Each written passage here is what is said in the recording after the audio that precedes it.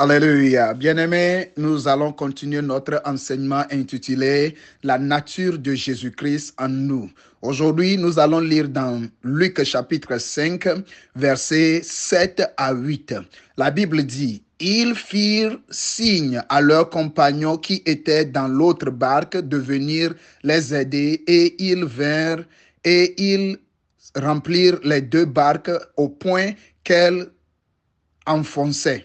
Verset 8 dit, quand il vit cela, Simon-Pierre tomba aux genoux de Jésus et dit, Seigneur, retire-toi de moi parce que je suis un homme pécheur. Alléluia. Nous voyons que la nature de Jésus-Christ, nous avions vu dans Romains que la nature, c'est ce que Dieu veut que tout un chacun de nous possède.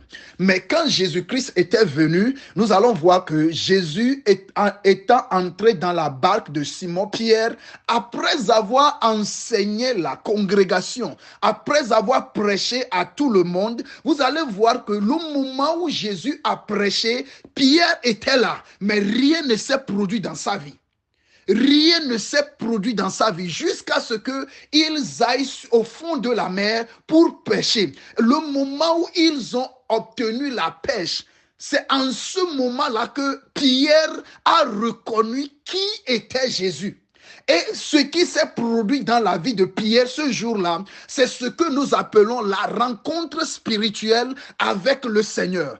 Vous allez voir que après avoir capturé tant de poissons, qu'est-ce que Pierre a fait? Pierre a dit, Seigneur, je suis un pécheur, je ne suis pas digne à ce que tu sois proche de moi.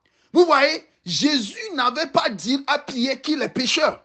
Jésus n'avait pas pointé de doigt et il a dit à Pierre, toi Pierre, tu es un homme pécheur. Non, mais ce qui s'est produit, c'est une rencontre spirituelle qui amène à la repentance, qui amène à reconnaître notre nature pécheresse et qui nous pousse à aller vers Dieu. C'est la même chose qui s'était passé le jour de Pentecôte, où Pierre, ce même Pierre, lorsqu'il a prêché, bon nombre de personnes ont dit, si cela est ainsi, qu'allons-nous faire? Et il les a dit, il faut que vous vous repentiez. De la même manière, Dieu m'envoie vers toi ce matin. Bien-aimé, la vie que tu mènes, tout ce que tu fais, tu n'as pas besoin de quelqu'un pour que la personne soit autour de toi pour te dire voilà comment il faut mener ta vie. Bon nombre de fois, nous voudrions que nos pasteurs soient autour de nous. Et lorsque par mégarde, le pasteur vient nous rendre visite ou bien un frère vient nous rendre visite, nous voudrions que tout le monde sache qu'un homme très important ou bien une personne très importante est venu nous rendre visite. Et nous ne voudrons pas que les gens disent de mauvaises choses à côté de ces personnes. Mais lorsque ce dernier quitte, que se passe-t-il? Ce qui sous-entend que la vie que tu mènes secrètement, c'est ce que Dieu veut, que cela glorifie son nom. Et si tu es porteur de la nature de Dieu, tu n'auras qu'une seule vie, tu n'auras pas deux natures. Lorsque nous rentrons dans Galates chapitre 5, la Bible dit la chair a des désirs contre l'esprit et l'esprit aussi en attend contre la chair. Donc vous allez voir qu'il y a beaucoup de chrétiens aujourd'hui qui ont deux natures en eux. Il y a une qui va à l'église.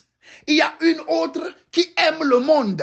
Mais lorsque tu garderas les deux natures en toi, bien-aimé, tu ne pourras pas plaire Dieu. Tu ne pourras pas marcher avec Dieu. Et ceci te causera une grande étonnement le jour où Jésus-Christ reviendra. Donc il dit, lorsque l'apôtre Pierre s'est prosterné devant Jésus, personne ne lui a pas dit que tu es pécheur. Nul n'a pointé du doigt, voici le péché que tu commets. Mais lui-même, sa conscience est réveillée. Celui qui a la nature de Dieu en lui, ou bien la nature de Jésus-Christ en lui, c'est une personne réveillée. C'est une personne qui connaît le bien et le mal. C'est une personne qui sait ce qu'on appelle le péché et qui s'éloigne du péché. Ce n'est pas une personne qui parle du péché et vit dans le péché. Non. Il y a une grande différence entre les deux. Celui qui a la nature, c'est celui qui porte les fruits. Mais celui qui n'a pas la nature, il parle de l'arbre. L'arbre qui porte le fruit est identique à l'arbre. Mais quand l'arbre est là, il ne porte pas de fruit, nul ne sait de quoi cet arbre représente. Mais lorsqu'on verra le fruit, automatiquement on dira voici l'arbre, voici son fruit. Lorsque tu prends le manguier en voyant la mangue, tu sais automatiquement que la mangue vient du manguier. Tu ne pourras pas me dire que tu peux y aller accueillir l'orange sur le manguier. C'est faux. Donc c'est ce qui arrive aujourd'hui dans le corps du Christ. On veut aller à l'église, on veut chanter, on veut crier le nom de Jésus, mais qu'en faisons-nous avec la nature? C'est la nature qui a eu de problèmes dans le jardin.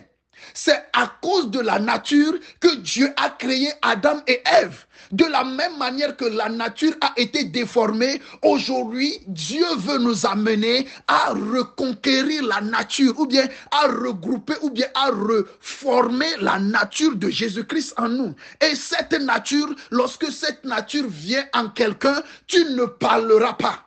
Tu ne diras rien, mais le fruit que portera ce dernier révélera la nature que la personne porte. Maintenant, la question est à savoir, quelle est ta nature? La nature que tu es, c'est le fruit que tu portes. Le fruit que tu portes démontre le royaume que tu appartiens. Maintenant, Dieu te fait appel, bien-aimé. Dieu t'appelle, mon frère, ma soeur, à revenir à Jésus-Christ parce que la nature fait défaut. Nous avons le nom.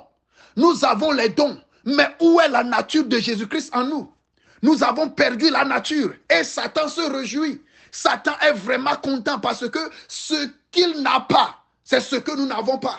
Mais ce qu'il a, il a la puissance. Il a donné la puissance aux mondains. Quand Moïse était parti pour faire les miracles, les mêmes choses étaient passées. Maintenant, il y a plusieurs aujourd'hui qui disent qu'ils ont eu des visions. Avoir une vision, ce n'est que regarder un film sur la télévision ou bien sur YouTube. Mais lorsque ta vie sera transformée, c'est en ce moment-là qu'on parlera de rencontre.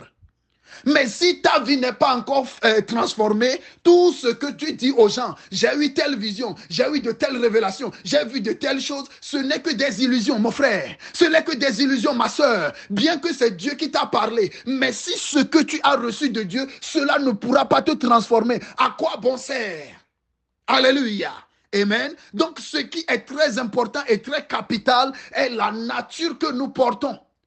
Vous allez voir que lorsque nous allons lire Jean chapitre 1, verset 12, il a dit, à ceux qui l'ont reçu, à ceux qui croient en son nom, elle a donné le pouvoir. Il y a des versions en anglais qui disent le droit. Il y a des versions qui disent l'autorisation.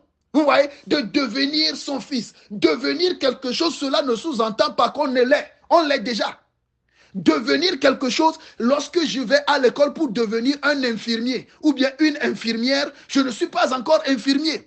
Attends à ce que j'ai mon certificat qui testifie que je suis un infirmier ou bien infirmière. C'est en ce temps-là qu'on m'appellera infirmier. Mais un élève infirmier ne l'est pas encore. De la même manière, lorsque tu t'appelles chrétien, il faudrait que le caractère du Christ, c'est-à-dire la nature du Christ, soit révélée au travers de toi. C'est pour cela que nous avons reçu le témoignage qui est le témoin qui est le Saint-Esprit. Lorsque tu dis tu as reçu le Saint-Esprit, où est la nature? Où est l'œuvre que produit le Saint-Esprit en toi?